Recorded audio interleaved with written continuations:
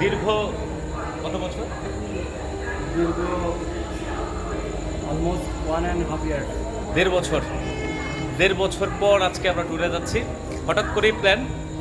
খুব সাধারণত আমরা দেখি যেটা হচ্ছে যে ট্যুরগুলো সবসময় একটু হুটহাট করেই হয়। যদি খুব বেশি প্ল্যান করে ট্যুর হয় তাহলে ট্যুরটা হয় না। তো আজকে আমরা হুট করে প্ল্যান করলাম যে একটু ট্যুর হওয়া প্রয়োজন। ঠিক আজকে থেকে 1.5 বছর আগে আমরা ট্যুরে গিয়েছিলাম। আজকে আমরা অনেক দিন পর, প্রায় 1.5 বছর পর আজকে আমরা ট্যুরে যাচ্ছি এবং সেটা অনেক দূর, দিনাজপুর হবে ট্যুরটা। তো এই ট্যুরে আমরা সাধারণত বাস প্রিফার করিনি, আমরা ট্যুরে যাব ট্রেনে। আমরা যাচ্ছি পঞ্চগড় এক্সপ্রেস ট্রেনে। এই ট্রেনটা কমলাপুর থেকে ছাড়ে হচ্ছে 10টা 45। আমাদের এখানে আসতে আসতে 11:30 বেজে যাবে। তাই এখন আমরা সবাই বিমানবন্দর রেলওয়ে স্টেশনে অপেক্ষা করছি। ঠিক আছে, অল্প কিছুক্ষণের মধ্যেই হয়তো বা ট্রেনটা আসবে। আমরা সবাই আমাদের কাঙ্ক্ষিত গন্তব্যে রওনা হব এবং আমার সাথে সফরসঙ্গী হিসাবে আছেন আমাদের বিশিষ্ট গায়ক জনাব রেজাউল করিম এবং ইংরেজি বিভাগের শিক্ষক, এবং আরেকজন আছেন ইংরেজি বিভাগের শিক্ষক জনাব সুজিত কুমার ভৌমিক। তুমি কিছু বলো?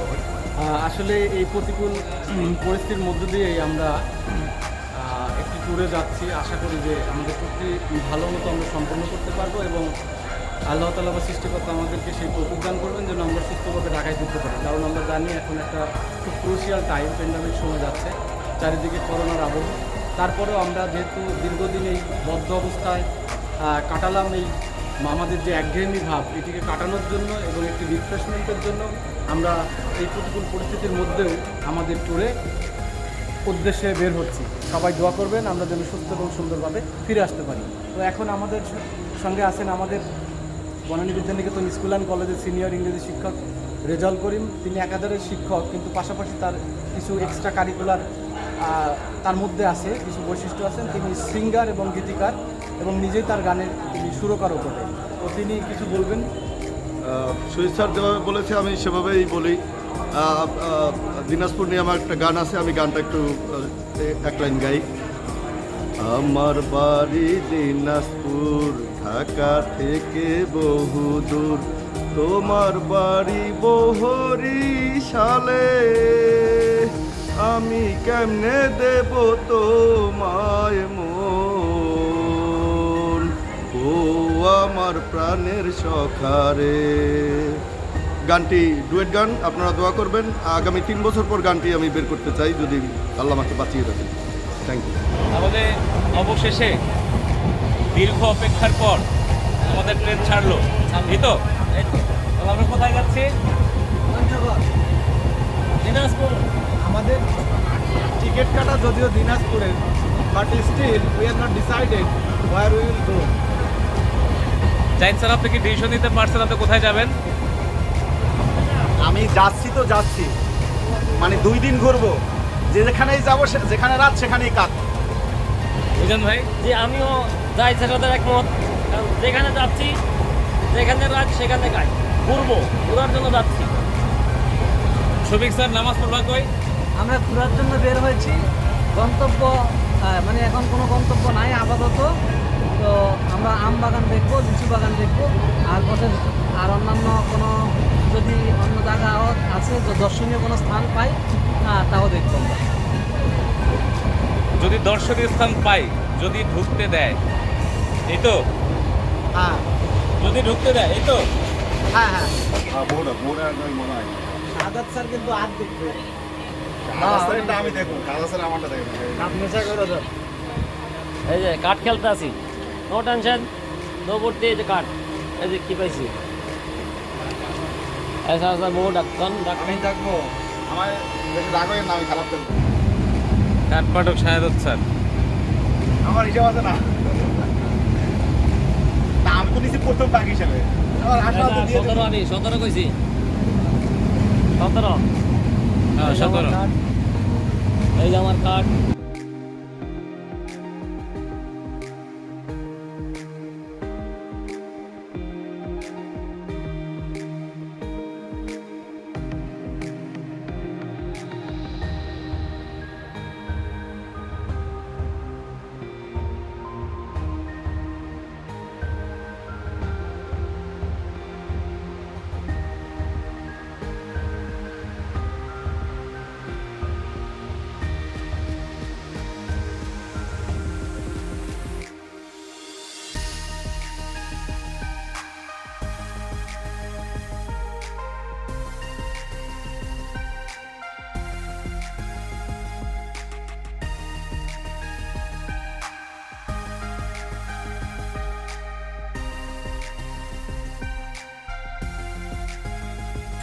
আজকে আমরা এসেছি বাংলাদেশের সর্ব উত্তরের জেলা পঞ্চগড়।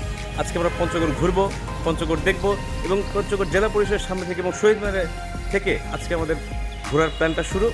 এটাই হচ্ছে পঞ্চগড়ের মূল পয়েন্ট। এখান থেকে এই চত্বর থেকে যে কোনো জায়গায় মুভ করা যায়। এখান থেকে বাস স্ট্যান্ড, থাকার হোটেল এবং প্রত্যেকটা জায়গায় খুব সহজে ভ্রমণ করা যায়। আমরা এখান থেকে আজকে আমাদের পুরো পঞ্চগড় শহরটি ঘুরিয়ে ফিরিয়ে দেখাবো। এটাই হচ্ছে পঞ্চগড়ের একদম জিরো পয়েন্ট। এটা হচ্ছে করতোয়া নদী। এখান থেকে আমাদের আজকের যাত্রা শুরু।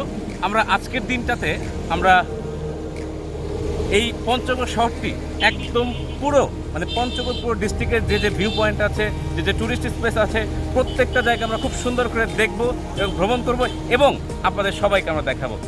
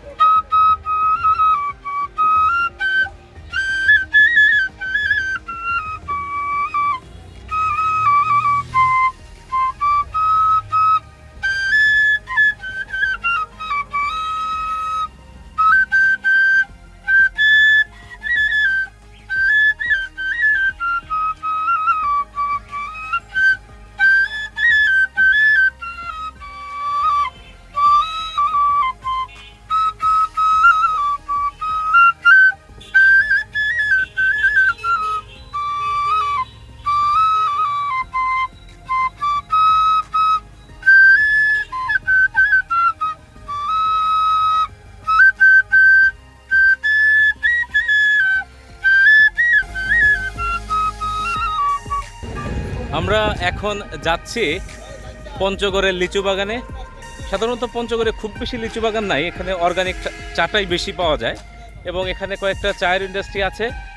কিন্তু দু একটা যে আমাদের এখানে লিচু বাগান আছে তার মধ্যে আমরা একটিতে যাচ্ছি আর দেখি লিচু বাগানটা কেমন এবং কী পরিমাণ লিচু ধরে আছে। আমি কিন্তু বাইরে থেকে দেখতে পাচ্ছি অনেক পরিমাণ লিচু আছে।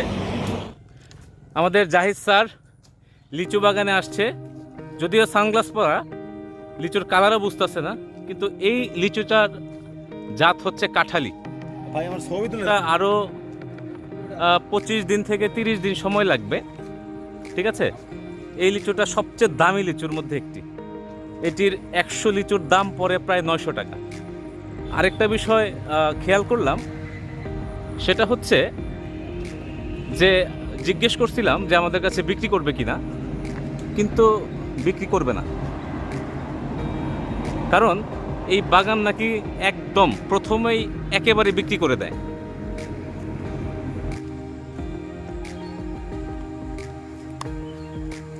আবারও দেখা যাক। তবে এই লিচুটা কিন্তু সবার শেষে বাজারে ওঠে। হ্যাঁ, এই লিচুটা এত তাড়াতাড়ি ওঠে না। কাঁঠালি, চায়না 3 এইগুলো হচ্ছে একটু বড় জাতের এবং সবচেয়ে সুমিষ্ট, এবং মার্কেটে সবচেয়ে আগে যে লিচুটা ওঠে ওটার নাম হচ্ছে বেদানা, ঠিক আছে। এই বেদানাটাই সবচেয়ে বেশি বাজারে পাওয়া যায়।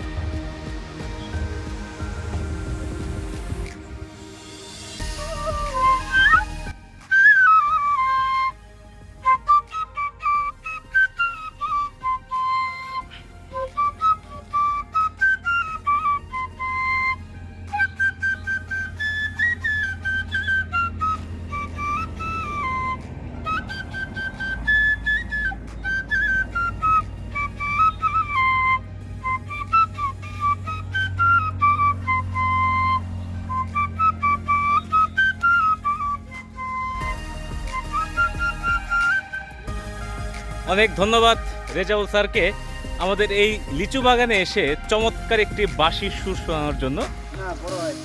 পঞ্চগড়ে আসবো, চা বাগান দেখবো না তা কি হয়? আমি যে বাগানটিতে দাঁড়িয়ে আছি এটা হচ্ছে একটি অর্গানিক টি গার্ডেন। হ্যাঁ, এই অর্গানিক টি গার্ডেন, এখানে অনেক বড় বাগান কেবল হচ্ছে। চা সাধারণত এমনও গাছ আমি শ্রীমঙ্গলে দেখেছিলাম, সেগুলোর বয়স প্রায় 200 বছর, 150 বছর এরকম থাকে। তো এই বাগানটির বয়স কত? হ্যাঁ, এই বাগানগুলোর বয়স খুবই কম, 2 থেকে 3 বছর, যার কারণে এগুলো এখনও অর্গানিকের মতোই, অর্গানিক চাই। তো আমি গত বছর যখন দার্জিলিং গিয়েছিলাম তখন এই একটা স্পেসিস দেখাই, এই স্পেসিসগুলো জাস্ট একটি কুড়ির যে স্পেসিসটা, এই কুড়ির স্পেসিসের যে চায়ের দাম 1.5 লক্ষ রুপি পার কেজি, 1.5 লাখ টাকা, অর্থাৎ বাংলাদেশের টাকা যে কনভার্ট করা হয় আরও 20% যোগ করলে তাহলে 1 কেজি চায়ের দাম পড়বে হচ্ছে 1,80,000 টাকা। তো সেই হিসেবে বাংলাদেশ চায়ের জগৎ অনেকটা এগিয়ে। সিলেটে প্রচুর চায়ের চাষ হয়। আমরা এখন যে বাগানটিতে আসছি এটার বয়স খুব কম, তবে চায়ের অর্গানিটিটা চমৎকার। হ্যাঁ, অর্গানিকটা চা চমৎকার, এটা হচ্ছে মূল। এই যে বিশাল চা বাগান কেবল হচ্ছে পঞ্চগড় আস্তে আস্তে অর্গানিকটি যে বাগানটা আছে এখানে চেষ্টা করছে, টেম্পারেচার একটু কম, বৃষ্টি বাদল খুবই ভালো হয়, এখানে একটু চা বাগান হবে। নতুন একটা স্পেসিস দেখাই। হ্যাঁ, এই যে লিচুগুলো আছে লাল, কেবল সুমিষ্ট হচ্ছে কেবল। হ্যাঁ, এই জাতটির নাম হচ্ছে চায়না 2। এটা হচ্ছে চায়না 2 জাত। আমরা একটু আগে যেটা দেখিয়েছিলাম ওটা কাঁঠালি ছিল, এইটার জাতের নাম হচ্ছে চায়না 2। এই লিচু এবার বেশ দাম, প্রায় বাগান থেকেই বিক্রি হচ্ছে 800 টাকা।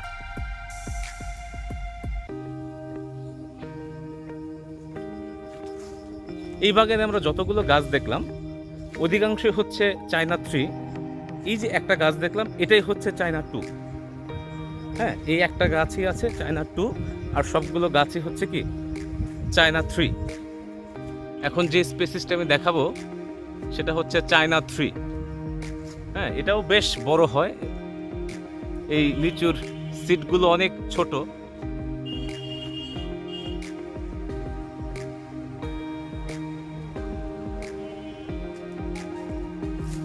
বাগান থেকে অধিকাংশই লিচুগুলো এখন অলরেডি বিক্রি করে ফেলছে। অল্প কয়েকটি লিচু আছে, বাট অধিকাংশই বিক্রি হওয়া, এখন আর খুব বেশি নাই। কিন্তু এবার লিচুর দাম তুলনামূলক অনেক বেশি। হ্যাঁ, অনেক বেশি। লিচুর দামটা বেশি বলতে খুবই বেশি। এটাও বিক্রি হচ্ছে 900 টাকা।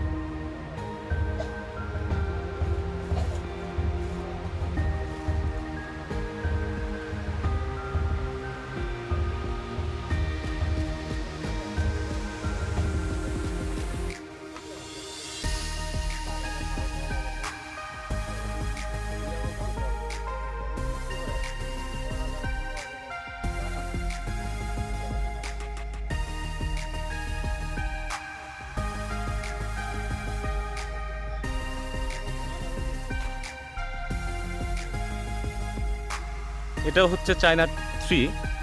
এটা আরেকটু বড় হয়, এটা আরো বড় হয়। এখন আমরা দাঁড়িয়ে আছি পঙ্খিরাজ ঘোড়ার সামনে। এটাই মূলত তেতুলিয়ার ডাকবাংলো। সেই ডাকবাংলোর একটা সুন্দর মিউজিয়াম আছে। তো মিউজিয়ামের ভেতরে আসলে ক্যামেরা অ্যালাউড কিনা সে বিষয়ে শিওর না, গিয়ে দেখতে হবে। তবে এখানে কিছু ভাস্কর্য আছে। প্রথম ভাস্কর্যটাই হচ্ছে এই ঘোড়ার, পঙ্খিরাজ ঘোড়া। আমরা আসছি অপ্রতিরোধ্য বাংলা জাদুঘর তেতুলিয়া। তো এখানে বঙ্গবন্ধুর একটি মুরাল আছে, বঙ্গবন্ধুর মুরাল। এখানে আরও কিছু আমাদের সরকারের বিভিন্ন সময়ের অর্জনগুলোকে একটু প্রতিফলিত করা আছে। চমৎকার একটা মিউজিয়াম। এখানের সবচেয়ে সুন্দর বিষয় হচ্ছে নামটা আমার খুব পছন্দ হয়েছে, অপ্রতিরোধ্য বাংলা জাদুঘর তেতুলিয়া। এখানে আরেকটা দৃশ্য আছে। তারপর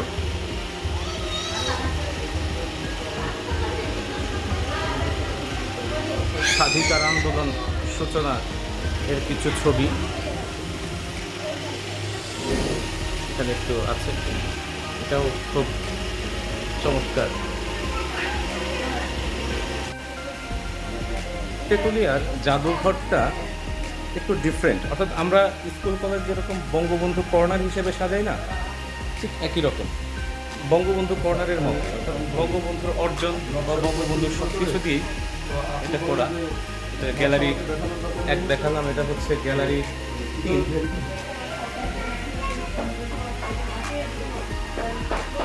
এটা হচ্ছে গ্যালারি 4, গ্যালারি 5 স্বাধীনতার ঘোষণাপত্রটা বঙ্গবন্ধু যেটা রাতের বেলা দিয়েছিল সেটা সাঁটানো আছে, টাঙানো আছে।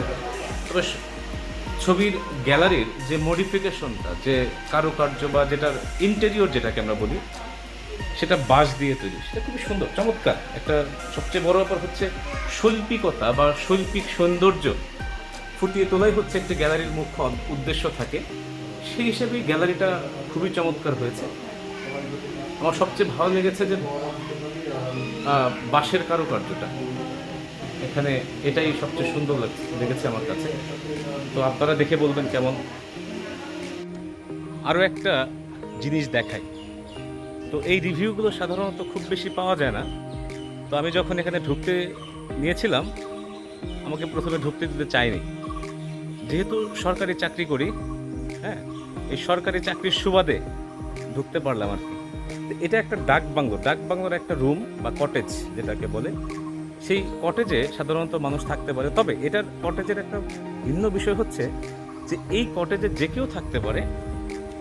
কটেজের ভাড়াও খুব কম, 3টা কটেজ আছে, একটার ভাড়া হচ্ছে মাত্র 1000 টাকা, একটার ভাড়া 1200 টাকা, একটা 1500 টাকা। তবে কটেজের মধ্যে মানে সৌন্দর্যের অপরিসীম কিছু বৈশিষ্ট্য আছে, দেখা যাক সেই বিষয়।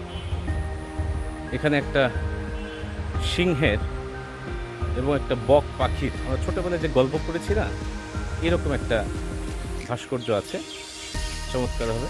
এই হচ্ছে সেই কটেজ। এখানে একটা বিশাল আকারের গাছ আছে, এখানে আসলে আপনি গাছের সুশীতল ছায়া পাবেন। এই হচ্ছে কটেজের বৈশিষ্ট্য। কটেজের প্রথম ডোরে সিংহের একটা ভাস্কর্য আছে, অর্থাৎ এখানে বসলে আপনাকে নিজেকে রাজা রাজা মনে হবে। এরপরে শিল্পাচার্য জয়নুল আবেদিনের সেই বিখ্যাত একটি ভাস্কর্য, সেই আলোকেই করা আছে, এবং কিছু হরিণের ভাস্কর্য, অনেকগুলো পাথর রাখা আছে, হয়তো এখানে আরো কিছু কাজ করবে। তারপরে হচ্ছে ব্যাঙের একটা চমৎকার ভাস্কর্য আছে, একটা বসার সুন্দর একটা জায়গা আছে, সেখানে বসার একটা আলাদা আনন্দ। প্লাস্টিকের অবশ্য সবগুলো, প্রচণ্ড বৃষ্টি হয়েছে, তবে এটার ইন্টেরিয়রটা একটু ডিফারেন্ট।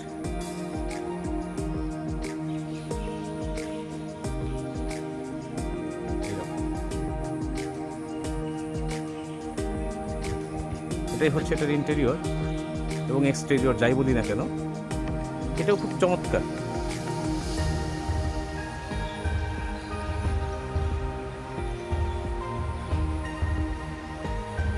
তারপর আমাদের খুব প্রিয় ব্যক্তিত্ব মার্টিন লুথার কিং এর একটা ছবি, এবং তার বইয়ের যে একটা প্রচ্ছদ, আই হ্যাভ এ ড্রিম, এটা হচ্ছে মার্টিন লুথার কিং এর যে বইটা ছিল আই হ্যাভ এ ড্রিম, এটার একটা প্রচ্ছদ। এবং আরো কিছু বলগা হরিণের ভাস্কর্য আছে, চিত্রা হরিণ।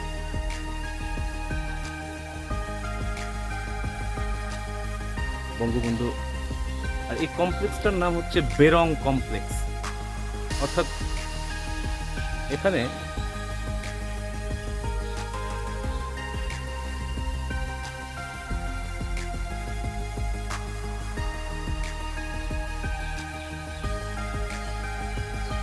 এই হচ্ছে কটেজের এক্সটেরিয়র।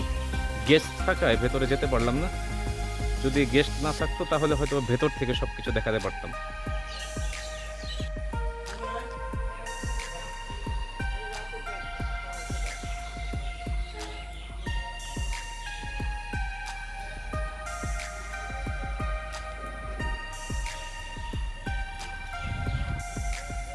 এখানে আরেকটা মজার বিষয় হচ্ছে যে সমতলের মানুষেরা, আমরা যারা খুব আনন্দ করে হল্লা করে ঘুরে বেড়াই, ঠিক একই রকম আনন্দ এখানে বাইরে বসার এবং সম্পূর্ণ প্রাকৃতিক সৌন্দর্যের মধ্যে যে বসার একটা আনন্দ, সেটা আপনি পাবেন। দেখেন এখানে সুন্দর বসার টেবিল, সবকিছু প্লাস্টিকের, একদম চমৎকার একটা জায়গা। আপনি বসলে এখানে পরন্ত বিকেলে এক কাপ চা, খুবই সুন্দর লাগবে। আপনারা আসতে পারেন, যারা এখানে সরকারি চাকরিজীবী যারা, তারাও আসতে পারবেন, থাকতে পারবেন, এবং যারা সরকারি চাকরিজীবী নন তারাও এখানে আসতে পারবেন, থাকতে পারবেন। তবে যদি সরকারি চাকরিজীবীর মধ্যে বড় কোনো গেস্ট থাকে তখন আপনাকে রুম দেওয়া তাদের জন্য একটু কঠিন হয়ে দাঁড়ায়। তবে আরেকটা মজার বিষয় হচ্ছে, এটার অর্থায়ন করে হচ্ছে আমাদের মাননীয় প্রধানমন্ত্রীর দপ্তর। হ্যাঁ, মাননীয় প্রধানমন্ত্রী সরাসরি অর্থায়নে এটা নির্মিত। এবং এই যে আমরা থাকি 1000-1500 বা কিছু যে আমরা ভাড়াটা দেই, এই ভাড়াটা সম্পূর্ণ এই অঞ্চলের নৃগোষ্ঠী যারা আছে, আদিবাসী বলি, হ্যাঁ আমরা অনেক সময় উপজাতি বলি, উপজাতি বলাটা ঠিক না, এটা হচ্ছে আদিবাসী। এই আদিবাসীদের কল্যাণে এই জায়গাটুকুর বা এর ভাড়াটা খরচ করা হবে। অর্থাৎ যেই থাকেন মনে করবেন টাকাটা ওয়াস্টেজ হলো, এটা এখানে থাকা মানেই আদিবাসীদের ন্যূনতম কিছু না কিছু সাহায্য করা, এটাই হচ্ছে এই কটেজের মুখ্য উদ্দেশ্য। ঠিক আছে, আরো একবার দেখালো দৃশ্যগুলো দেখো, ইন্টেরিয়র এক্সটেরিয়র বসার মতো জায়গা। এই হচ্ছে আমার পেছনে কটেজ, তো বসে দেখি রাজা রাজা লাগে কিনা। এই ভাস্কর্যটাও সুন্দর, এটা একটা পিজন অর্থাৎ কবুতরের ভাস্কর্য। এর মিনিং হচ্ছে যে কবুতর সবসময়, পায়রা, সোজা কথা পায়রা সবসময় হচ্ছে শান্তির প্রতীক। আবারও দেখাচ্ছি সেই কটেজটার নামটা দেখাই। কটেজটার নাম হচ্ছে বেরং কমপ্লেক্স। দেখেন এই যে নামটা, এখানে আরো একটা ভাস্কর্য আছে, এটা হচ্ছে খুব সম্ভবত, অর্থাৎ এখানে যে বিষয়টা দেখা যায় সেটা হচ্ছে সৌন্দর্যের যে বোধ বা সৌন্দর্যের যে সচেতনতা, সেটা এখানে বারবার প্রকাশ করছে। এটাই মনে হইলো আমার কাছে, সৌন্দর্য সচেতনতা বা একদম সীমান্তবর্তী জায়গা, তো এখানে যতটা সুন্দর আশা করা যায় তার চেয়ে বেশি সুন্দর আর কি। এরপরও আরো একটা ভাস্কর্য আছে,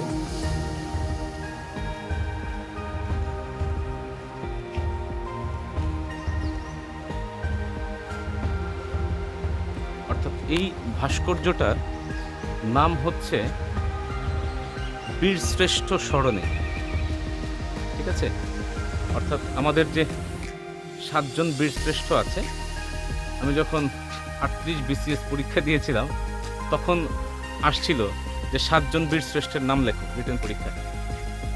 তো এই 7 জন বীরশ্রেষ্ঠের যে একটা বীরশ্রেষ্ঠ স্মরণে যে একটা ভাস্কর্য আছে, বা যেটাকে বলে মোরাল, এই হচ্ছে তার বহিরাগত অবয়ব, চমৎকার করে সাজিয়ে রাখা হয়েছে। তো এই জায়গাগুলোতে ঘুরতে আসলে আপনার কখনো মনেই হবে না সময় কখন কীভাবে কেটে গিয়েছে। বসার জায়গা এটা, আরও একটা কমপ্লেক্স, সেখানে সৌন্দর্যের কোনো কিছুরই কমতি নেই আসলে। এখানে গ্রাম্য পরিবেশের একটা স্বরূপ লক্ষ্য করা যায়, দেখা যাক। এই তো, অর্থাৎ গ্রামের পরিবেশে সাধারণত মহিলারা যে ঢেকিতে ধান ভাঙে, সেই বৈশিষ্ট্যের একটা, কিন্তু ঢেকিটা আসলে নাই, দেখাচ্ছে। তারপরে গ্রামের যে চিরায়ত বিবাহ বা বিবাহের যে সিস্টেম, পালকিতে বউ নিয়ে আসা, তারও একটা মোরাল বা ভাস্কর্য এখানে আছে। আরও একটা জিনিস দেখাই, অর্থাৎ এই যে নারীরা যে খুব অনেক পরিশ্রমী, বা তারা যে মাতৃত্ব জ্ঞানের যে একটা ভাণ্ডার বা মাতৃত্বের যে একটা অপার কি বলবো সৌন্দর্য, এটাও কিন্তু এখানে ফুটিয়ে তুলেছে। একটা সুঠামদেহী পুরুষকে দেখানো হয়েছে একভাবে, আর পেছনে দেখা হচ্ছে একজন নারী কাজ করছে। সে কিন্তু কাজ করছে না সেটা না, কিন্তু তার সন্তানকে এমন উপায়েও আগলে রেখেছে। এই যে একটা বৈশিষ্ট্য, একদম শৈল্পিক চিন্তা চেতনা থেকে কিন্তু এটা আসছে। খুবই ভালো লাগলো এটা দেখে। মজার বিষয় হচ্ছে, আমি এখন যে জায়গাটাতে যাচ্ছি সে জায়গাটা অনেকেই একটা আশ্চর্য জিনিস দেখতেও পারেন, নাও দেখতে পারেন। আশ্চর্যটা হচ্ছে এই নদীতে পাথর পাওয়া যায়। আমাদের এই নদীটাতেই কি পাথর পাওয়া যায়। এখানে মানুষ অনেক পরিশ্রম করে এখান থেকেই পাথরটা হয়। দূরে দেখা যাচ্ছে, অনেক দূরে দেখা যাচ্ছে কতিপয় কিছু মানুষ পাথর তুলছে। পাহাড়ি ঢল এখনো নামে নাই, তাই নদীর স্রোতটা খুব বেশি না। এই স্রোতের মধ্যেই পাথর সেই হিমালয় অঞ্চল থেকে ভেসে ভেসে আসে, মাটির নিচে আস্তে আস্তে পলির সাথে সাথে জমা হয় এবং সেই পাথরগুলো এই স্থানীয় অঞ্চলের মানুষজন খুব সুন্দর করে তোলে। এবং এটা ঠিক ডাকবাংলোর অপোজিটে, অর্থাৎ ডাকবাংলোর যে তেতুলিয়া বেরিং কমপ্লেক্সটা যে আছে তার অপোজিটে হচ্ছে এই নদীটা। এখানে বসলে একটা যে প্রশান্তি, সেই প্রশান্তির ছাপ কিন্তু এখানে আসলে পাওয়া যায়।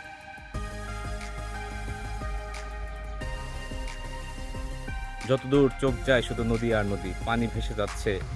এই মুহূর্তে আমরা আছি বাংলাদেশ এবং ইন্ডিয়া অর্থাৎ ভারতের সীমান্তে। ঠিক আমার পেছনে বিজিবি চেকপোস্ট এবং তারপরে আছে 0 পয়েন্ট। এখন প্রশ্ন হচ্ছে যেতে দেবে কিনা ওই পর্যন্ত, 0 পয়েন্ট পর্যন্ত যেতে দেবে কিনা, এটাই একটা আসলে মূল প্রশ্ন। তারপরেও একটু রিকোয়েস্ট করে দেখা যায়। যাই হোক, আমাদের অনুমোদন মিলেছে, তবে আমাদের যে বাংলাদেশের যে ফ্ল্যাগটা আছে সেটা কখনোই ক্রস করা যাবে না। এটা হচ্ছে আমাদের যে বিজিবি ভাই আছেন তিনি আমাদের অনুমোদন দিয়েছেন। ঠিক আমার অপোজিটেই অর্থাৎ পেছনে যে সীমান্তটা আছে, পেছনেই দেখেন দুটা বিজিবি দাঁড়িয়ে, বিএসএফ দাঁড়িয়ে আছে। এই এই স্পেসটা কখনোই ক্রস করা যাবে না, 0 পয়েন্ট পর্যন্ত যাওয়া যাবে। এই হচ্ছে আমাদের সামনেই হচ্ছে আমাদের 0 পয়েন্ট। দেখি কেমন।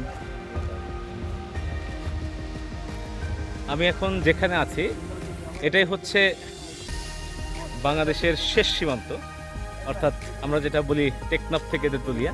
অর্থাৎ এই জায়গাটা থেকে ঢাকার দূরত্ব হচ্ছে 503 কিলোমিটার। অর্থাৎ আমরা যে জায়গায় অবস্থান করছি এখান থেকে ঢাকার দূরত্ব হচ্ছে 503 কিলোমিটার। আমি একটু দেখাচ্ছি, ফ্রন্ট ক্যামেরায় দেখাচ্ছি। এই হচ্ছে টেকনাফ থেকে তেতুলিয়া, অর্থাৎ এখান থেকে ঢাকার দূরত্ব হচ্ছে 503 কিলোমিটার। এটাই হচ্ছে বাংলাদেশের শেষ সীমানা। আমাদের সুজিত স্যার অ্যাকশন ক্যামেরাতে ছবি তুলছে এবং আমাদের রেজাউল স্যার ছবির জন্য অধীর আগ্রহে দাঁড়িয়ে আছে।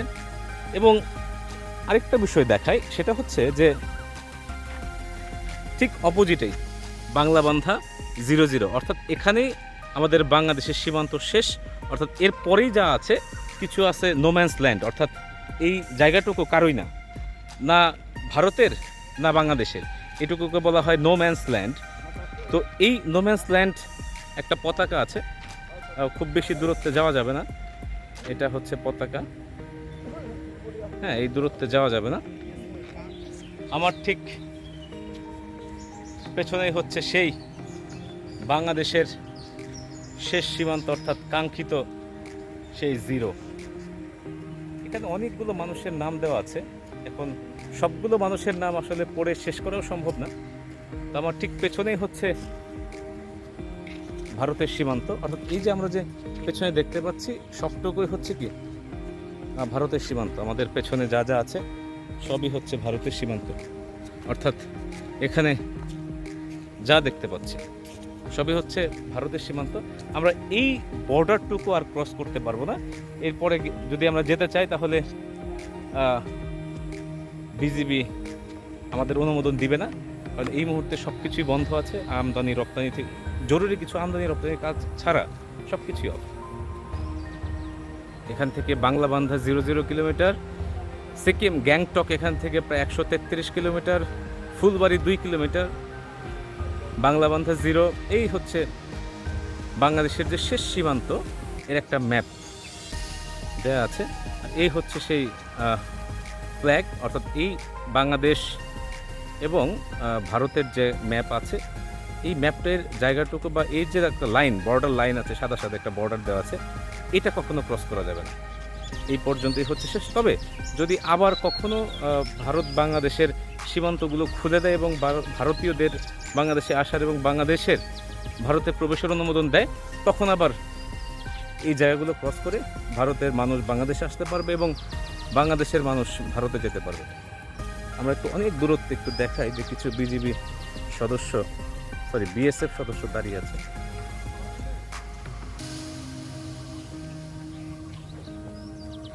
কথা বলছে তারা।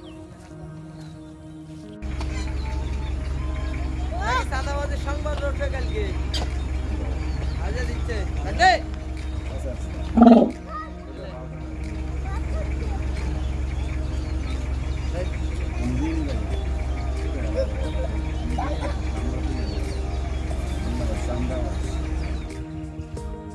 আমরা এখন আছি dairy farm Kazi and Kazi tea estate লিমিটেডের। জায়গাটার নাম হচ্ছে হারাদিঘি, তেঁতুলিয়া, পঞ্চগড়। তো এই জায়গাটায় একটা আশ্চর্য বিষয় হচ্ছে যে এখানে গরুর ফার্মিংয়ের জন্য যে পরিমাণ গোচরণ ভূমি আছে সেটা আমার কাছে খুবই আশ্চর্য লাগছে। এটা হচ্ছে ঘাস চাষাবাদের জন্য শুধু ভূমি, তো যতদূর চোখ যায় শুধু ঘাস চালানোর জন্য ভূমি। ঠিক গোচরণ ভূমির উল্টো পাশে বিশাল আকৃতির একটা শেড আছে। এখানে সাধারণত করোনার কারণে ভেতরে গরুর ওই পর্যন্ত যেতে দেয় না। এর মূল কারণ হচ্ছে যে যাতে কোনো অসুখ টসুখ না হয়। আর এখানে গরুর সংখ্যা যদি আমি বলি, গরুর সংখ্যা হচ্ছে প্রায় 850 বর্তমান। অর্থাৎ মূলত এখানে গরুর দুধ এবং মাংসর জন্যই গরুগুলো লালন পালন করা হয়। বিশাল জায়গা জুড়ে, একদম অনেক বড় জায়গা, প্রায় 850 মতো গরু আছে। এটাই হচ্ছে পঞ্চগড়ের সবচেয়ে বড় গরুর খামার বা দুগ্ধ খামার। তো আমি একটু জিজ্ঞেস করেছিলাম এখানে দুধের দাম কেমন, এবং তাদের এখান থেকেই মিষ্টি আধা একদম অর্গানিক মিষ্টির একটা ফ্যাক্টরি আছে। আমরা যাব সেখানে।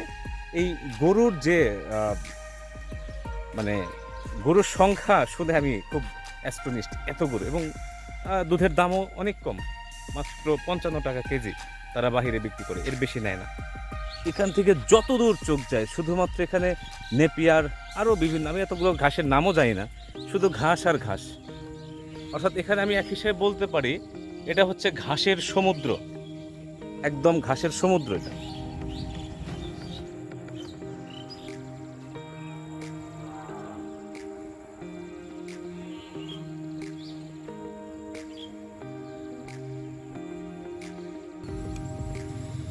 আমরা সাধারণত সিলেট অঞ্চলেই চায়ের বাগান দেখি। সিলেট অঞ্চল ছাড়া আমরা খুব বেশি চায়ের বাগান দেখি না। হ্যাঁ, তো সিলেট ছাড়াও পঞ্চগড়, তারপরে হচ্ছে নীলফামারী, কুড়িগ্রাম, এই সমস্ত অঞ্চলে এখন অর্গানিক চায়ের কিন্তু চাষ হচ্ছে। তো আমি একটু আগে যে বাগানটা আপনাদের দেখিয়েছিলাম সেটা হচ্ছে মূলত এটার জাত, যেটা জিজ্ঞেস করবে কি জাতের, এটা হচ্ছে 25-26 বলে ওরা, যে এই 25-26 জাতের চা বাগান আর কি, বা এই জাতের এই ভ্যারাইটির আর কি চাটা পাওয়া যায়। তো আমি এখানে চায়ের যে সুদূর দেখলাম, চায়ের আরেকটা জিনিস আমরা জানি, সেটা হচ্ছে চা গাছকে বলা হয় ছায়া বৃক্ষ। এই জন্য চায়ের বাগানের মধ্যে প্রচুর পরিমাণে কিন্তু গাছ লাগানো থাকে। এই হচ্ছে চায়ের বাগান, যতদূর চোখ যায় ততদূর খালি চা এবং চা, চা এবং চা। অনেক বড় বড় বাগান। এটা একটা টুরিস্ট স্পট হিসাবে চমৎকার একটা জায়গা। এটা আসলে যে সিলেটের যে দুঃখগুলো আছে, চায়ের বাগান দেখার যে একটা রসনা তৃপ্ত অনুভূতি থাকে, সেটা অন্ততপক্ষে মিটে যায়। এই হচ্ছে চায়ের প্রসিডিওর কারখানা, এখানে চাটাকে প্রসিডিওর করা হয়। আর এর পাশেও কিন্তু অনেক বড় বিশাল আকৃতির একটা চায়ের বাগান আছে।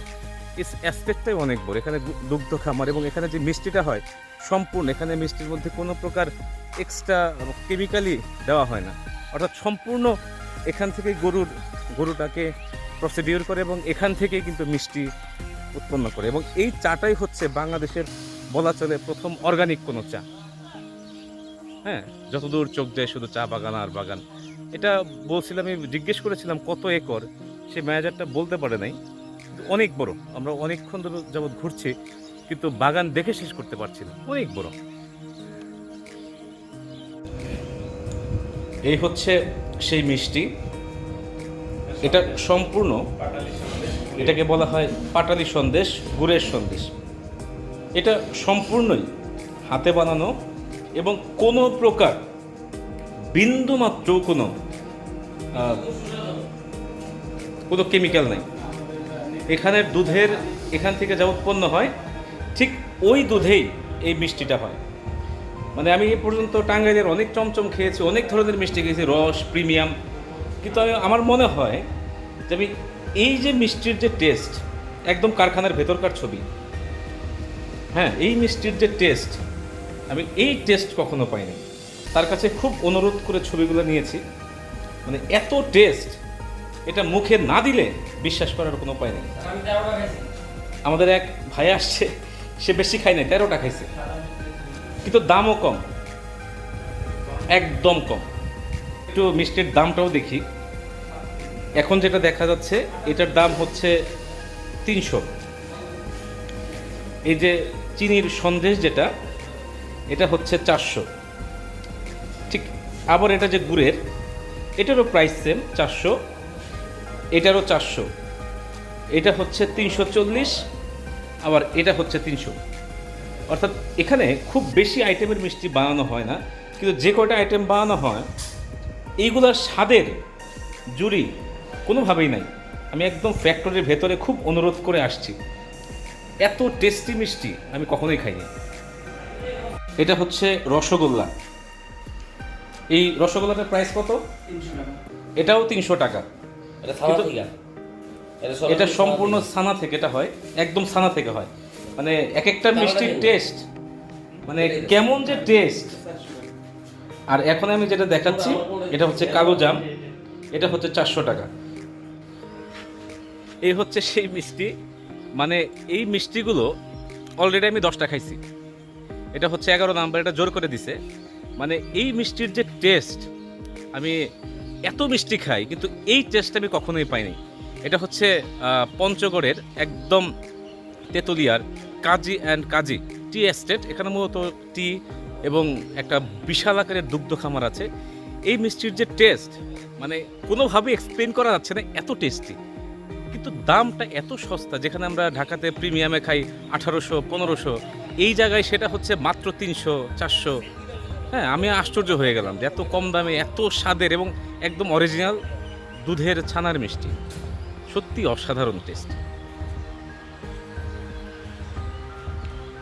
এটাই হচ্ছে কাজী অ্যান্ড কাজী টি স্টেটের ভেতরের অন্দরমহলের অবস্থা। তবে সবচেয়ে আশ্চর্যের বিষয় হচ্ছে যে এটার মিষ্টিটা এত চমৎকার, মানে এখনো মুখে লেগে আছে এরকম। হ্যাঁ, এই হচ্ছে ভিউ, জায়গাটা খুবই সুন্দর। আর চারদিকে হচ্ছে ঘাসের সমুদ্র, হ্যাঁ, সেই ঘাসের উদ্যান, চারিদিকে শুধু কৃষি বিপণন ভূমি বা কৃষি বিপণন, সব কিছুই কৃষিকেন্দ্রিক। মানে একটা কমপ্লিটলি পরিবেশ বান্ধব একটা প্যাকেজ। অর্থাৎ এখানে সব কিছুই পরিবেশ বান্ধব এবং কোনো প্রকার এই ঘাস বা কোনো কিছু তারা যে উৎপন্ন করে কোনো কিছুতে কোনো কেমিক্যাল, কীটনাশক কিছু ব্যবহার করে না। এবং মিষ্টিটা যে বানায়, এই মিষ্টির মধ্যে তাদের মানে খুব কম সময়ের জন্য, কারণ এই মিষ্টিতে কোনো কেমিক্যাল থাকে না, তো তাই বেশি দিন এরা মানে টিকাইতে পারে না আর কি, এরকম একটা কথা বললো। খুবই সুন্দর একটা এই জায়গাটার মধ্যে এই স্পটটা খুবই সুন্দর, একদম মনে হয় যে একদম প্রত্যন্ত গ্রামের মেঠো পথে গলা ছেড়ে গান গায় আর হাঁটি। হ্যাঁ, চমৎকার একটা জায়গা।